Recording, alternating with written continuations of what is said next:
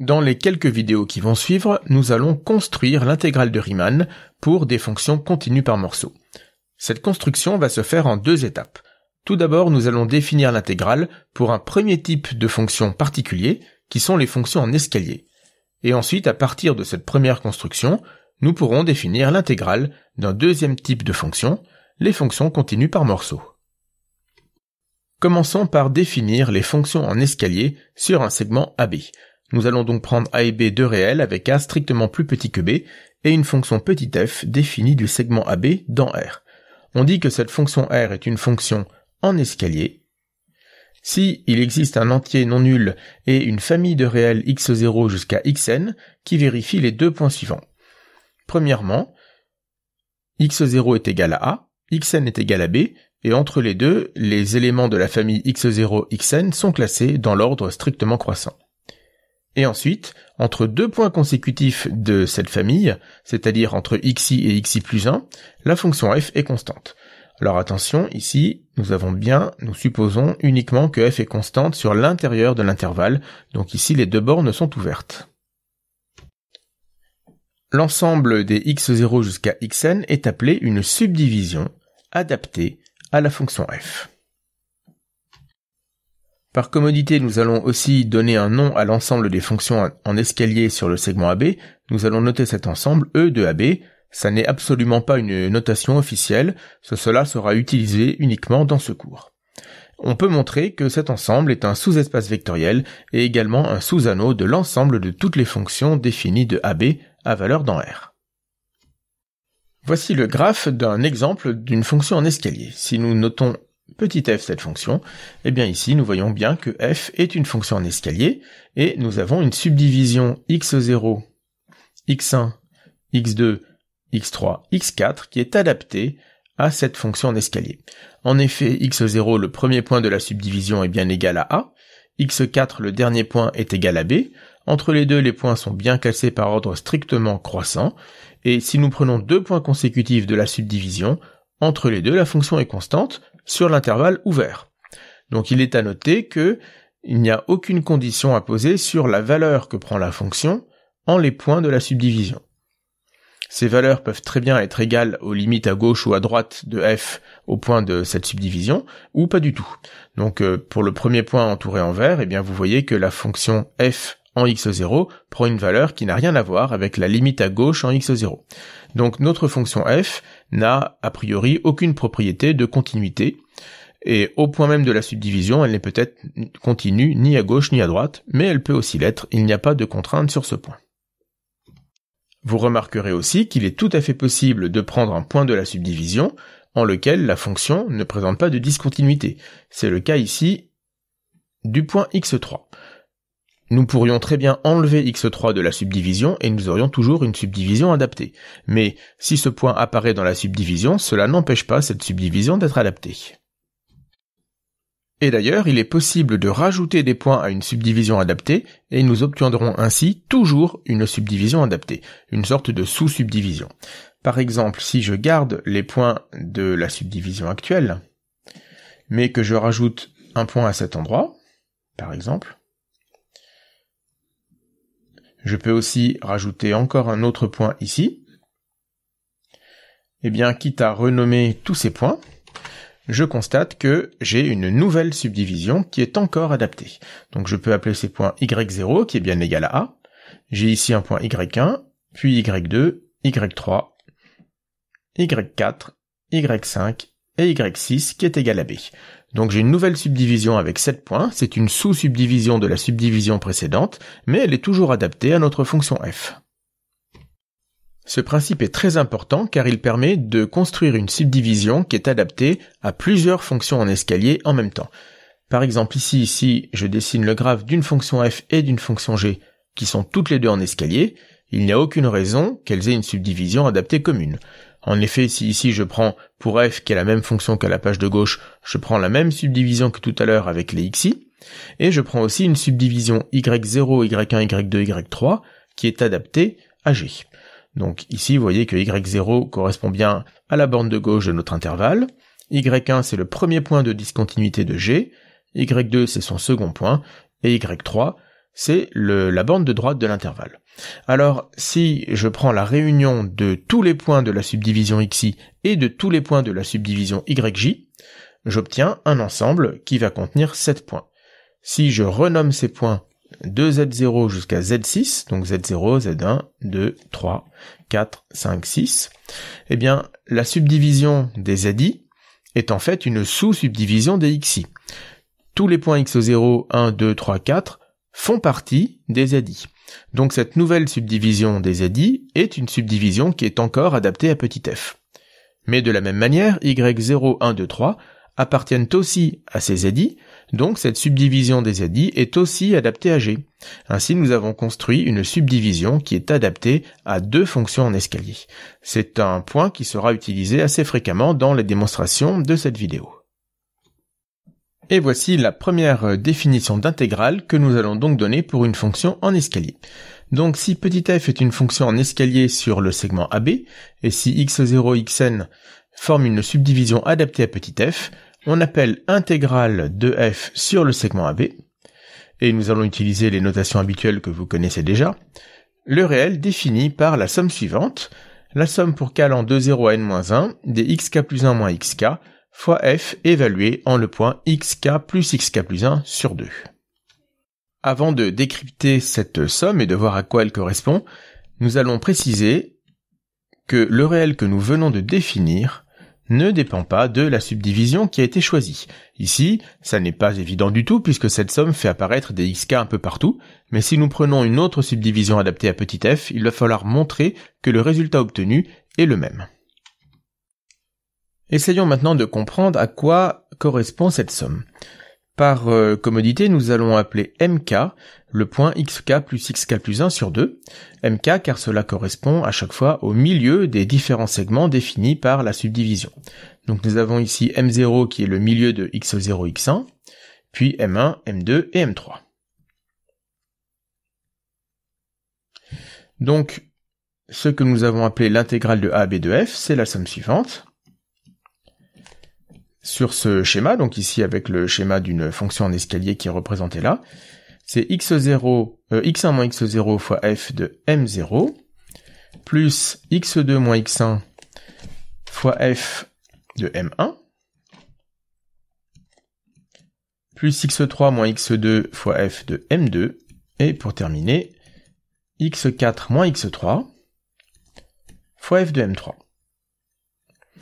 Essayons de comprendre à quoi correspond le premier terme de cette somme que je vais mettre en vert.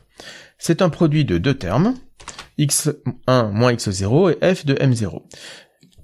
x1 moins x0 correspond ici à la largeur de cet intervalle, c'est-à-dire que il correspond à la largeur de ce rectangle ici qui est en vert. Et comme m0 est strictement compris entre x0 et x1, f de m0 est lui égal à la hauteur de ce même rectangle. Donc finalement, lorsque nous faisons le produit des deux, eh bien, nous obtenons l'aire du rectangle qui est ici hachuré en vert. Donc le premier terme en vert, c'est l'aire d'un rectangle. On peut se demander pourquoi nous calculons f en m0 alors qu'il aurait été plus simple de calculer f en l'une des bornes de cette subdivision, de ce premier segment.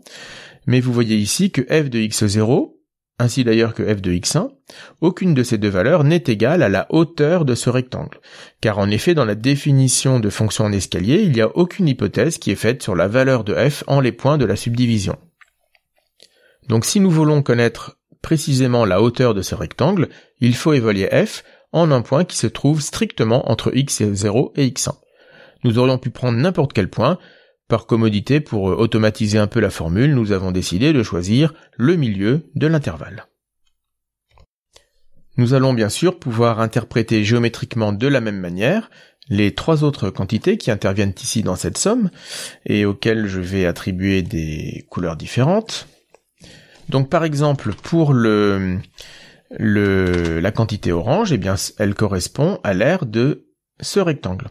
Alors vous remarquerez ici que ce rectangle se trouve sous l'axe des abscisses, puisqu'ici f de m1 est strictement négatif. Par contre, x2 moins x1 est strictement positif, donc nous allons attribuer à ce rectangle une aire négative, alors que les rectangles qui se trouvent au-dessus de l'axe des abscisses, comme le rectangle vert, vont eux avoir une aire positive. On parle donc d'aire algébrique, puisque c'est une aire qui peut avoir un signe. Ensuite, nous avons le rectangle rouge, dont l'aire est égale au terme en rouge, puis bien sûr le rectangle rose, dont l'aire est égale au dernier terme de cette somme. Donc dans le cadre d'une fonction d'escalier, nous venons de représenter graphiquement la situation et nous venons de voir que, comme vous le saviez déjà au lycée, l'intégrale représente l'aire sous la courbe. Mais attention, souvenons-nous que nous devons démontrer que cette quantité ne dépend pas de la subdivision choisie. Donc pour préparer graphiquement la démonstration qui va être faite rigoureusement juste après, je vais changer ma subdivision, et en particulier, je vais rajouter un point à cette subdivision. Donc entre x3 et x4, je vais rajouter un nouveau point à cette subdivision. Je vais mettre un peu plus à droite, voilà. Ce nouveau point, je vais l'appeler z. Et alors, j'ai une nouvelle subdivision qui est encore adaptée à f, c'est la subdivision x0, x1, x2, x3, z et x4. Donc je vais donner un nom aux deux nouveaux milieux, je vais les appeler N1 et N2. Ce sont les milieux des deux nouveaux segments qui apparaissent dans cette nouvelle subdivision, et nous allons nous rendre compte graphiquement que la somme qui est rattachée à cette nouvelle subdivision a toujours la même valeur que celle rattachée à la division précédente. Donc cette somme ne fait plus apparaître ce terme en rose, mais à la place, il fait apparaître deux nouveaux termes, z moins x3 fois f de n1, plus x4 moins z fois f de n2. Graphiquement, donc, à nouveau, ces termes vont correspondre aux aires de deux nouveaux rectangles, ce rectangle vert et ce rectangle bleu.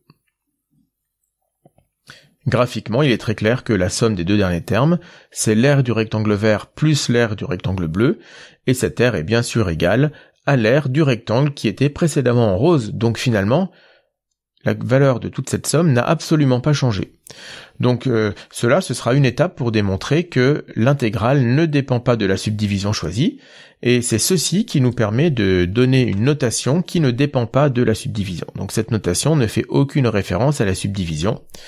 On dit que c'est un invariant qui est relié à la fonction f. Cette intégrale ne dépend que de f, et pas de la subdivision que nous pouvons utiliser pour manipuler f. Passons maintenant donc à la démonstration rigoureuse de ce dernier point, c'est-à-dire que si nous prenons deux subdivisions adaptées à petit f, ici x0, xn et y0, yp, alors les sommes rattachées à ces deux subdivisions nous donnent la même valeur, qui sera appelée intégrale de a à b de f. Donc dans un premier temps, nous n'allons pas faire de calcul, nous allons réfléchir un peu à la situation. Si nous revenons un peu en arrière, nous avons vu que lorsque nous avons deux subdivisions xi et yi, que nous voyons ici sur la page de gauche, eh bien nous pouvons faire la réunion de ces deux subdivisions, renommer les points qui en font partie, dans un ordre croissant, et nous obtenons encore une subdivision adaptée. Donc c'est exactement ce que nous allons faire ici. Nous allons utiliser deux subdivisions adaptées à f, x0, xn et y0, yp. Nous faisons la réunion de ces deux ensembles. Nous obtenons un ensemble qui est toujours fini, et donc on peut renommer ces points de la manière suivante, de z0 jusqu'à zq. De sorte que z0 est égal à a, zq est égal à b, et entre les deux, les points sont classés par ordre strictement croissant. Et de plus, cette nouvelle subdivision est adaptée à f. Notre objectif, c'est alors de montrer que les sommes rattachées aux deux subdivisions xi et zi sont les mêmes. Alors, schématiquement, la somme rattachée à la subdivision dxi est égale à la somme rattachée à la subdivision dzi. Or, l'on passe de la subdivision dxi à la subdivision dzi en rajoutant des points à la subdivision dxi.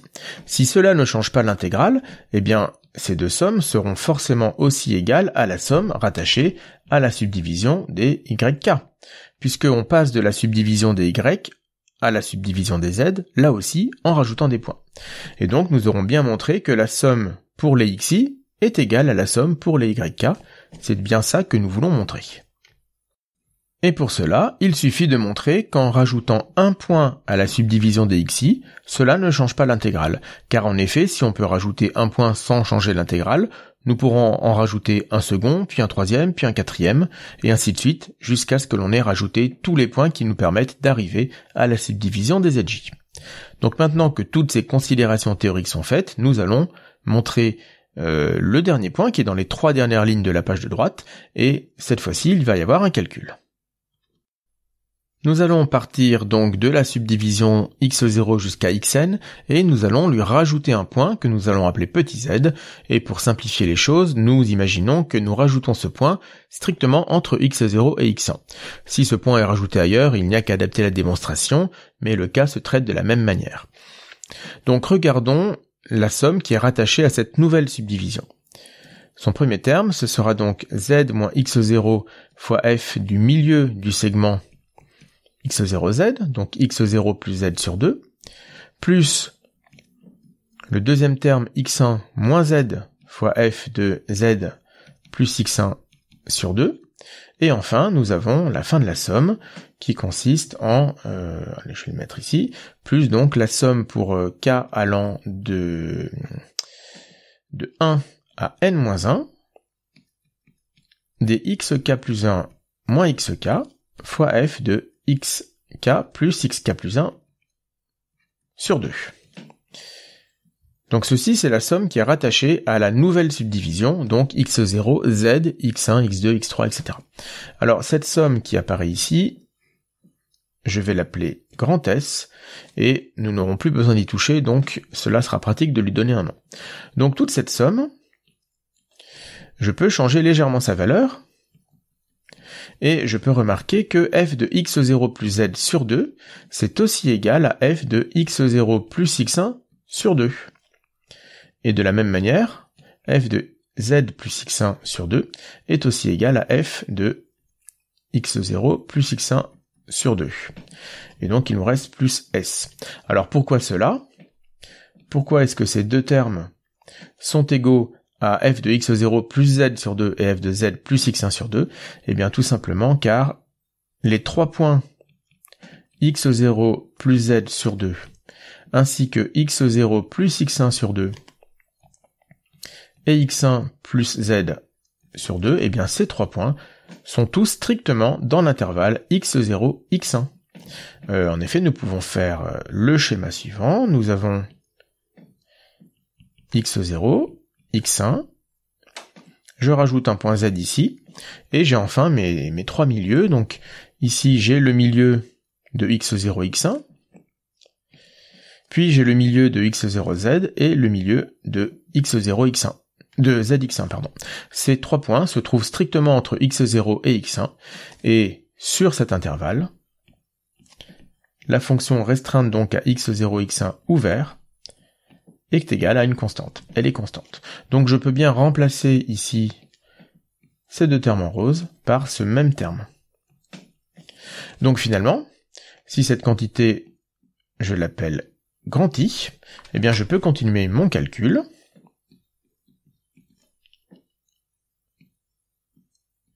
Grand I est égal à, alors je vais pouvoir faire une mise en facteur, z moins x0 plus x1 moins z, fois f de x0 plus x1 sur 2, plus grand S, et évidemment dans le crochet, la quantité que nous avons se simplifie, nous obtenons x1 moins x0, fois donc f de x0 plus x1 sur 2 plus grand S, et ceci, c'est bien la somme pour k allant de 0 à n-1, dxk plus 1 moins xk, fois f de xk plus xk plus 1 sur 2, et c'est bien la somme qui est rattachée à la subdivision des xi. Donc nous avons montré qu'en rajoutant le point z à la subdivision, nous ne changeons pas la somme de l'intégrale, et donc avec le raisonnement précédent, notre quantité grand I, donc l'intégrale de f entre a et b, ne dépend pas de la subdivision choisie. Faisons quelques remarques. Comme nous l'avons vu dans cette formule, nous voyons que l'intégrale de f ne dépend que de la valeur de f là où elle est constante, donc les hauteurs des différentes marches, et elle ne dépend pas de la valeur que prend f au point de la subdivision choisie. Cela permet de montrer que si l'on change la valeur de petit f en un point, eh bien l'intégrale de la nouvelle fonction obtenue est toujours égale à l'intégrale de la fonction précédente. Cela ne change pas la valeur de son intégrale. En effet, il suffit de voir que si l'on change la valeur de f en un point, il suffit de rajouter ce point à une subdivision adaptée de f, nous obtenons une nouvelle subdivision adaptée, et comme nous venons de le voir, la valeur de l'intégrale ne dépendant pas de la subdivision, eh bien la nouvelle fonction a la même intégrale que la fonction précédente. Et enfin, si f est une fonction constante égale à lambda sur tout le segment AB, une subdivision adaptée, c'est tout simplement la subdivision qui ne contient que deux points, petit a et petit b, et donc si nous appliquons la formule, nous voyons que l'intégrale de f entre a et b est égale à lambda, donc la hauteur de la marche, fois b moins a, qui est la largeur de la marche. Pour terminer, nous allons démontrer des propriétés fondamentales de cette intégrale. Donc nous prenons deux fonctions f et g en escalier sur AB et une constante lambda dans R. Première propriété, la linéarité. L'intégrale de f plus lambda g est égale à l'intégrale de f plus lambda fois l'intégrale de g.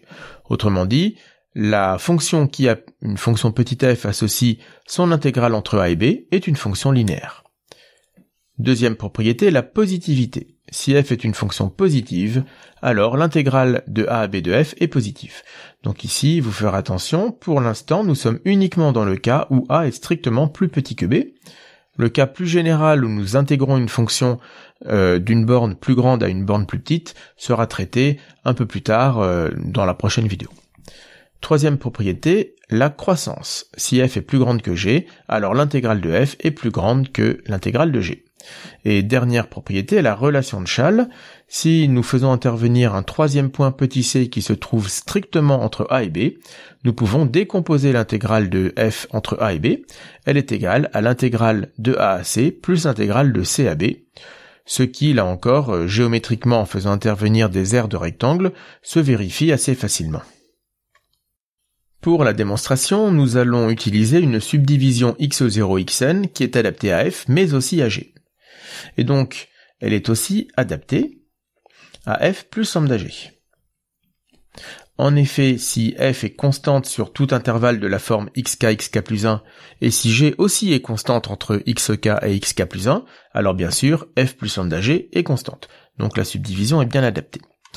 Donc pour démontrer le point 1, il suffit d'utiliser cette subdivision et la formule qui définit l'intégrale. L'intégrale de a à b de f plus lambda g est égale à la somme pour k allant de 0 à n-1 des xk plus 1 moins xk